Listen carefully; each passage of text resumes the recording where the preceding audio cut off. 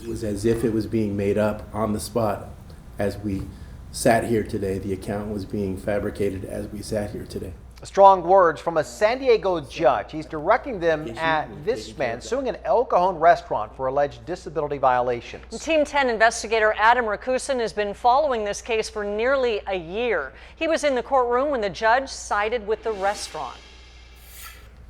I believe that the evidence was very strong that there was no violation of the ADA. After those words, a judge put an end to the more than year-long nightmare that's haunted M. Trin, siding with her instead of this man, Dwight Banks. I feel very good. Tonight I can sleep. Banks sued Trin last September, claiming when he tried to eat at Trin's El Cajon restaurant, there were access barriers that prevented him from equal use and enjoyment of the premises as required by law.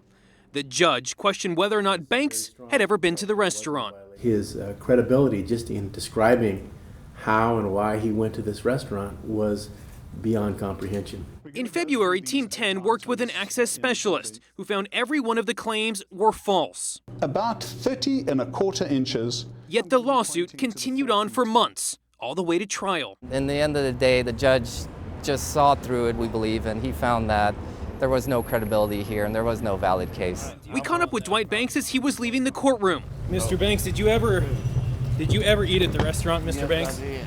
You did. The judge had credibility questions on whether you were there or whether that was made up. Banks didn't want to talk, but did eventually say this. I see you on the news. M. Trin says for the first time in months, she feels pretty good. Channel 10, Adam, to help me all the time I get the problem. Yes, and thank you. The judge also noted Banks didn't tell the truth about the enormous amount of lawsuits he's filed and his criminal record. Adam Rakusin, Team 10. A 10 News viewer originally tipped us off to this story. If you have a story you'd like Team 10 to investigate, email team10@10news.com.